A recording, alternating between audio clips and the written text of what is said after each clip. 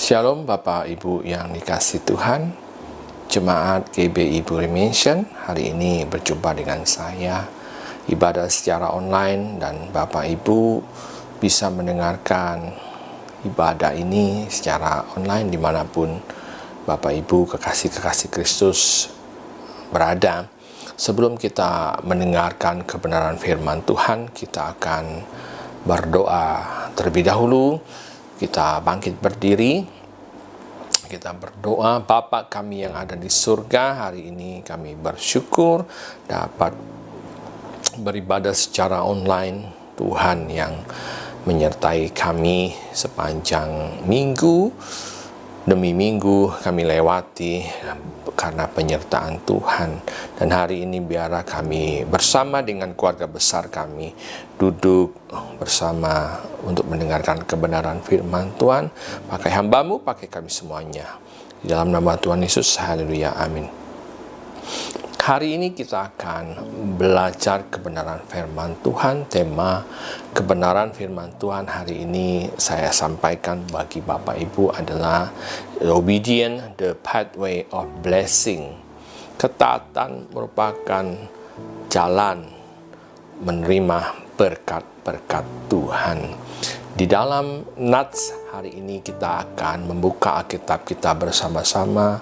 Bapak, Ibu, adik-adik semuanya membaca atau membuka Alkitabnya di dalam 1 Raja-Raja 2 ayat 1 sampai yang keempat. 1 Raja-Raja 2 ayat 1 sampai yang keempat. Saya bacakan bagi kita semua, atau saudara bisa membaca bersama-sama dengan saya. Ketika saat kematian Daud mendekat, ia berpesan kepada Salomo anaknya, "Aku ini akan menempuh jalan segala yang fana, maka kuatkanlah hatimu dan berlakulah seperti laki-laki. Lakukanlah kewajibanmu dengan setia terhadap Tuhan Allahmu dengan hidup menurut jalan yang ditunjukkannya dan dengan tetap mengikuti segala ketetapan." Saudara harus menggarisbawahi adalah lakukanlah kewajibanmu dengan setia terhadap Tuhan Allahmu dengan hidup menurut jalan yang ditunjukkannya dan dengan tetap. Arti kata tetap, saudara harus perhatikan, mengikuti segala ketetapan, perintah, peraturan, dan ketentuannya seperti yang tertulis dalam hukum Musa, supaya engkau beruntung dalam segala yang kau lakukan dan dalam segala yang kau tuju, dan supaya Tuhan menepati janji yang diucapkannya tentang aku, yakni jika anakmu laki-laki tetap hidup di hadapanku dengan setia, dengan segenap hati dan dengan segenap jiwa, maka keturunanmu takkan terputus dari tata kerajaan Israel. Bapak Ibu yang dikasihi Tuhan, latar belakang dari perebutan tahta saat Daud berusia 70 tahun. Selama 40 tahun dia memerintah, 7 tahun di Hebron dan 33 tahun di Israel. Hingga satu waktu di usia yang senja, Daud ingin meletakkan jabatan kerajaan atau raja kepada anaknya. Dan di dalam Nats ini disampaikan bahwa Daud berbicara kepada Salomo dan dia berpesan sebagai orang tua kepada anaknya adalah hal yang lumrah pada saat itu. Pesan yang dia sampaikan adalah bahwa yang terpenting bukanlah bagaimana dia meninggalkan harta kekayaannya. Yang paling terpenting Daud ajarkan, berikan wejangan sebelum ia pergi ke rumah Bapa di surga. Dia berpesan di dalam ayat yang ketiga, Lakukanlah kewajibanmu dengan setia terhadap Tuhan Allahmu dengan hidup menurut jalan yang ditunjukkannya dan dengan tetap mengikuti segala ketetapan. Bapak Ibu yang dikasihi Tuhan, Daud tidak membicarakan tentang pembagian harta warisan sebidang tanah sebuah kerajaan, dan Daud menekankan kepada Salomo adalah lakukanlah kewajibanmu dengan setia, karena apa yang Daud telah jalankan selama 40 tahun di dalam pemerintahan, Daud mengalami gesekan dan goncangan di dalam memerintah. Dan hal ini Daud katakan, kalau engkau ingin hidup sesuai atau mau beruntung dengan apa yang engkau tuju, engkau harus, dikatakan, pertama setia kepada Tuhan, dan juga harus dengan tetap mengikuti segala ketetapannya. Hal ini juga bagi saya dan saudara. Kita senantiasa mewariskan anak-anak kita dengan hal yang fana.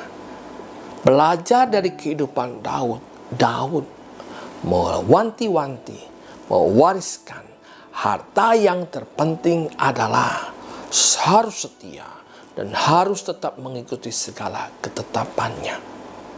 Segala firman Tuhan itu yang harus kita ajarkan bagi anak cucu kita, bagi istri kita, bagi suami kita, bagi orang-orang yang terdekat sekalipun. Kita harus ajarkan bahwa di dalam dunia yang fana ini, apabila kita mewariskan hal yang fana, maka terjadi banyak keributan. Ada banyak contoh berita-berita, bahkan hamba Tuhan terkenal sekalipun, yang pada akhirnya dipanggil oleh Tuhan dan meninggalkan satu keributan tentang harta warisan begitu banyaknya, sehingga kita tidak lagi belajar bagaimana Daud sendiri mewariskan wejangan yang terpenting adalah setia kepada Tuhan, dan tetap ketaatan membutuhkan kesetiaan dan memiliki suatu konsistensi. Yang terpenting di dalam hidup ini adalah bagaimana kita mengakhiri di dalam iman percaya kita kepada Tuhan. Dunia menawarkan atau memberikan bagaimana kita memberikan harta warisan kepada anak-anak kita. Apabila tidak adil, maka terjadi banyak keributan. Saudara dapat melihat berita-berita bagaimana terjadinya keributan tentang harta warisan secara duniawi. Kita akan lanjutkan, Bapak Ibu yang dikasihi Tuhan, bahwa Absalom mengadakan pemberontakan terhadap Daud. Dalam pemberontakan ini Absalom mati dibunuh oleh Yoab, panglima Daud. Kerajaan Daud diobok-obok atau digoyang oleh darah dagingnya sendiri. Absalom merupakan anak Daud dari Maaka, yaitu anak perempuan dari Talmai, Raja Gesur. Kalau saudara membaca di dalam 2 Samuel 3 ayat 3. Demikian juga Yoab pada saat itu berkata kepada para prajuritnya, selama Absalom mengejar Raja Daud tidak membalas apa yang anaknya kerjakan. Daud dikejar-kejar oleh Absalom anaknya sendiri, bahkan ingin dibunuh demi suatu posisi sebagai raja. Tetapi Raja Daud berkata kepada seluruh prajuritnya, jangan sampai engkau membunuh anak ini. Titah itu ditaati oleh seluruh prajurit. Dan titah ini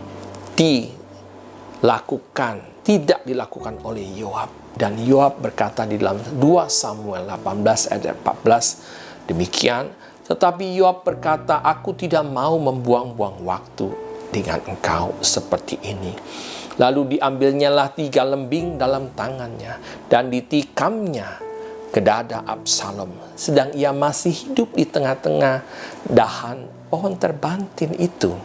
Bapak Ibu, Absalom adalah seorang yang begitu ganteng tampannya.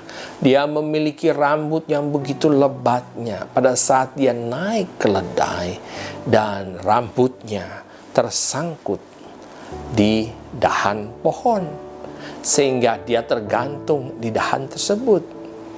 Dan tiba waktunya, Yoab berkata, aku tidak mau membuang-buang waktu dengan engkau seperti ini. Lalu diambilnyalah 3 lembing dalam tangannya dan ditikamnya ke dada Absalom, sedang ia masih hidup di tengah-tengah dahan pohon terbantin itu. Bapak Ibu yang dikasihi Tuhan, Yoab adalah pribadi yang tidak taat apa yang diperintahkan oleh Raja Daud. Jangan sekali-kali engkau membunuh Absalom anakku. Dan Yoab adalah pribadi yang tidak taat.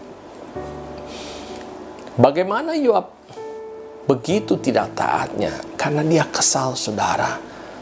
Dia menghindar dengan Raja Daud setelah dikejar-kejar oleh Absalom. Kita lanjutkan. Yang kedua adalah pribadi yang kedua yang mengingini menjadi raja adalah Adonia. Adonia adalah putra yang keempat yang mengangkat dirinya sendiri menjadi raja tanpa sepengetahuan Daud. Saat Daud begitu capainya di dalam usia yang tua, Adonia mengangkat dirinya sendiri menjadi raja tanpa sepengetahuan Daud. Dan kalau saudara membaca bahwa Adonia adalah anak Daud, anak darah daging Daud itu sendiri dari Hagit. Saudara bisa membaca di dalam 2 Samuel 3 ayat yang keempat. Inilah profil anak-anak Daud. Kalau kita melihat, saudara yang dikasih Tuhan, kita belajar profil anak Daud. Yang pertama adalah Absalom. Di seluruh Israel tidak ada yang begitu banyak dipuji kecantikannya seperti Absalom. Dari telapak kakinya sampai ujung kepalanya tidak ada cacat padanya. Kalau saudara membaca di dalam 2 Samuel 14 ayat 25, Absalom meniru, atau bukan meniru, Absalom merupakan gambaran dari Daud. Daud juga orang yang begitu cantik atau begitu tampannya dan menurun kepada Absalom. Demikian juga Adonia. Di dalam 1 Raja-Raja 1 ayat 6 dikatakan, selama hidup Adonia, ayahnya belum pernah menegur dia dengan ucapan, mengapa engkau berbuat begitu? Ia pun sangat elok perawakannya. Dan dia adalah anak pertama sesudah Absalom. Bapak Ibu yang dikasihi Tuhan, kenapa Daud tidak memilih, atau mengapa Daud memilih Salomo ketimbang Absalom dan Adonia? Kalau kita melihat Daud begitu taatnya kepada perintah dan suara Tuhan. Dan Daud benar-benar memegang bahwa Salomo lah yang akan menjadi raja menggantikannya sesuai dengan apa yang Tuhan perintahkan. Saya berbicara tentang ketaatan. Di dalam tema ini adalah ketaatan yang membuka jalan untuk menerima berkat Tuhan. Saya akan membacakan 1 Tawarik 22 ayat yang ke-9. Bapak Ibu bisa membuka ayat itu. 1 Tawarik 22 ayat yang ke-9. Sesungguhnya seorang anak laki-laki akan lahir bagimu. Ia akan menjadi seorang yang dikaruniai keamanan. Aku akan mengaruniakan keamanan kepadanya dari segala musuhnya di sekeliling. Ia akan bernama Salomo, sejahtera dan sentosa akan kuberikan atas Israel pada zamannya. Salomo merupakan anak Batsheba, lahir dari Batsheba, istri Uria.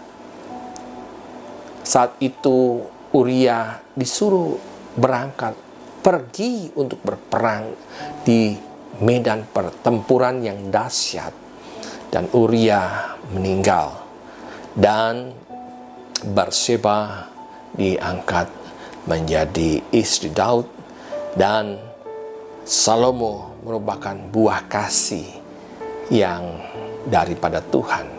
Dan Tuhan mengatakan di ayat yang ke-9 dalam 1 Tawarik 22 ayat 9 berkata, sesungguhnya seorang anak laki-laki akan lahir bagimu. Artinya Tuhan jauh-jauh hari sebelum Salomo itu lahir, Tuhan telah berkata kepada Daud, dan Daud itu memegang begitu erat janji Tuhan. Yang tadi kalau saudara membacakan setia dan tetap memegang janji Tuhan, Daud adalah orang yang mendengarkan suara Tuhan dan melakukannya. Kalau kita bisa memilih, Absalom adalah anak yang cukup pandai, yang cukup layak, yang cukup mumpuni untuk menjadi seorang raja. Bahkan Adonias sekalipun. Tetapi Daud tidak ambil pusing dengan apa kata orang. Daud tidak ambil pusing siapapun anak itu. Yang Daud tekankan adalah dia mau taat. Sebelum Salomo lahir, Tuhan telah berkata, sesungguhnya seorang anak laki-laki akan lahir bagimu. Ia akan menjadi seorang yang akan dikaruniai keamanan. Aku akan mengaruniakan keamanan kepadanya dari segala musuhnya di sekeliling. Ia akan bernama Salomo, sejahtera dan sentosa akan kuberikan atas Israel pada zamannya. Daud sungguh-sungguh berpegang kepada Tuhan. Oleh sebab itu Daud sangat dikasih oleh Tuhan. Ayat yang ke-10 dalam 1 Tawarik 22 berkata, dialah yang akan mendirikan rumah bagi namaku, dan dialah yang akan menjadi anakku, dan aku akan menjadi bapaknya. Aku akan mengokohkan tahta kerajaannya atas Israel sampai selama-lamanya. Bapak Ibu yang dikasih Tuhan, dan pesan yang disampaikan Daud kepada Salomo, apakah Salomo taat sampai akhir? Tadi saya sudah sampaikan, bukan berbicara di awal, tetapi kita akan berbicara di akhir tentang ketaatan kita. Dan bicara soal berkat, tidak harus selalu berbicara tentang hal-hal yang jasmania. Dan Daud berkata bahwa kalau engkau setia, maka apa yang engkau akan kerjakan pasti engkau dibuat berhasil. Apakah Salomo taat sampai akhir? Apakah kita juga taat sampai akhir? Di masa pandemik ini, kita lebih banyak meninggalkan Tuhan. Kita sibuk dengan urusan kita. Kita sibuk dengan me time. Kita lupa beribadah kepada Tuhan. Kita lupa membaca firman Tuhan. Kita lupa mentaati firman Tuhan. Apakah Salomo taat sampai akhir? Jawabannya tidak. Kalau saudara membaca di dalam 1 Raja-Raja 11 ayat ke-4, begitu Tuhan marah kepada Salomo. Sebab pada waktu Salomo sudah tua, firman Tuhan berkata, istri-istrinya itu mencondongkan hatinya kepada allah-allah lain. Sehingga ia tidak dengan sepenuh hati berpaut kepada Tuhan Allahnya seperti Daud ayahnya. Bapak Ibu yang dikasih Tuhan, ironi sekali. Walau sudah diingatkan sebelum Daud menjadi atau berpulang kepada Bapa di surga, Daud sudah wanti-wanti, hendaklah engkau setia dan tetap sampai akhir. Namun Salomo dipengaruhi oleh istri-istrinya yang membuat hatinya condong kepada Allah lain, yang membuat hatinya berubah untuk mengikuti dewa-dewa daripada istri-istrinya. Kalau saudara membaca 1 Raja-Raja 11 ayat 1 sampai beberapa ayat, begitu marahnya Tuhan terhadap Salomo.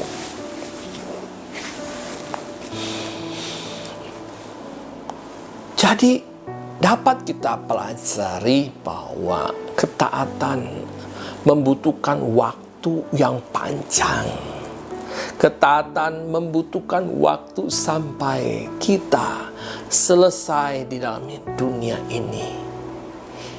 Dan Daud adalah orang yang tetap taat sampai akhir hayatnya. Bagaimana dengan kehidupan kita? Tantangan di dalam ketaatan dapat kita pelajari di dalam kisah-kisah Daud dan Salomo. Yang pertama harus kita waspadai adalah jangan kita memandang rendah firman Tuhan.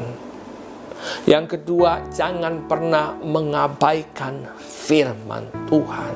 Yang ketiga, jangan pernah condong akan perkara-perkara sementara.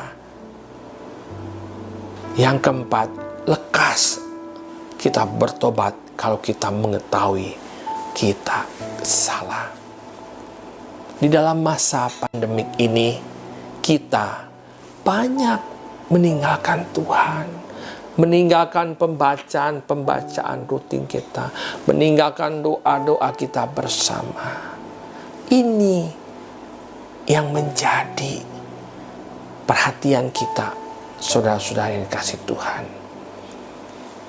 Ketaatan membuka jalan menerima berkat-berkat Tuhan. Dan Yesus mengajarkan kepada kita mengenai ketaatan. Saya bacakan Yohanes 10 ayat yang ke-27. Domba-dombaku mendengarkan suaraku, dan aku mengenal mereka, dan mereka mengikuti aku. Sebagai seorang domba, dombanya Allah, kita harus mendengar suaranya Tuhan. Dan Salomo tidak lagi mendengarkan suara Tuhan karena hatinya sudah berbelok, hatinya mencondong kepada dewa-dewa daripada istri-istrinya. Begitu banyak istrinya, kundik-kundiknya. Bagaimana dengan kita? Kita cenderung dengan kesibukan kita sehingga kita melalaikan suara Tuhan, mengabaikan firman Tuhan. Dan ayat yang ke-28 Yohanes 10 berkata, dan aku memberikan hidup yang kekal kepada mereka. Siapa mereka? Kita yang mendengarkan firman Tuhan, yang tidak mengabaikan. Dan dikatakan mereka pasti tidak akan binasa, tidak ada keraguan di dalamnya, dan ada kepastian di dalamnya. Berkat Tuhan itu adalah hidup yang kekal, yang pasti. Kalau kita hanya mengandalkan bahwa berkat Tuhan hanya secara ukuran, secara jasmani, maka standarnya itu sangat berbeda-beda. Yang satu mengatakan menerima uang 1 miliar, yang satu mengatakan 1 juta, standarnya beda-beda. Kalau berkat Tuhan diukur dengan standar jasmani, maka hal itu akan menyakitkan hati Tuhan. Dan berkat yang Tuhan berikan bagi orang percaya, bagi saya dan saudara adalah hidup yang kekal dan pasti, tidak binasa. Bagaimana dengan sikap hidup kita sebagai seorang domba-dombanya Allah? Hendaknya kita mendengarkan gembala agung kita. Dimanapun gembala agung kita berkata, di situ kita ada. Kiranya hari Minggu ini menjadi berkat yang terindah. Jangan lupa, jangan mengabaikan firman Tuhan. Jangan apatis. Hendaknya kita berubah dan berubah ke arah yang lebih baik. Di masa kesusahan ini, kita hendaknya mendengarkan suara Gembala agung kita, yaitu Tuhan Yesus Kristus. Bagi Bapak Ibu yang belum percaya, yang belum menerima Kristus sebagai Tuhan dan Juru Selamat, saya akan berdoa. Bapa kami yang ada di surga, hamba-Mu berdoa bagi orang-orang yang belum percaya kepada Kristus, yang mau menerima Engkau Tuhan sebagai Tuhan dan Juru Selamat. Kiranya Tuhan menjamah hati mereka, membawa mereka. Berkat Tuhan adalah hidup yang kekal dan pasti. Itulah berkat yang tertinggi yang Tuhan berikan bagi kami. Terima kasih Bapa, jamah hati mereka. Terima kasih. Bapak Ibu yang dikasih Tuhan, biarlah pemberitaan firman Tuhan ini membuat hidup kita menjadi antusias. Tetap membaca firman Tuhan, tetap berdoa, tetap berharap, tetap setia. Jangan sampai hidup kita, hati kita condong kepada hal-hal yang Tuhan tidak suka. Salomo hidupnya hancur di akhir usianya. Di akhir pemerintahannya, Salomo tidak mengakhiri dengan baik. Salomo meninggalkan Tuhan dan kerajaannya terpecah menjadi dua. Itulah yang Tuhan berikan bagi orang-orang yang tidak setia kepada Tuhan. Kiranya Tuhan memberkati hari Minggu saudara. Amin. Mari kita bangkit berdiri. Kita akan menerima berkat Tuhan. Kekasih-kekasih Kristus, tinggallah di rumahmu masing-masing sampai pada masa kesesakan ini berakhir. Biarlah berkat Allah Bapa kita di surga tercurah atas keluargamu, usahamu, dimanapun kau berada. Cinta kasih Tuhan kita Yesus Kristus dan persekutuan yang manis dengan Roh Kudus menyertai kita semua, mulai saat ini sampai Tuhan Yesus menjemput kita di awan-awan yang permai. Kita yang percaya katakan amin.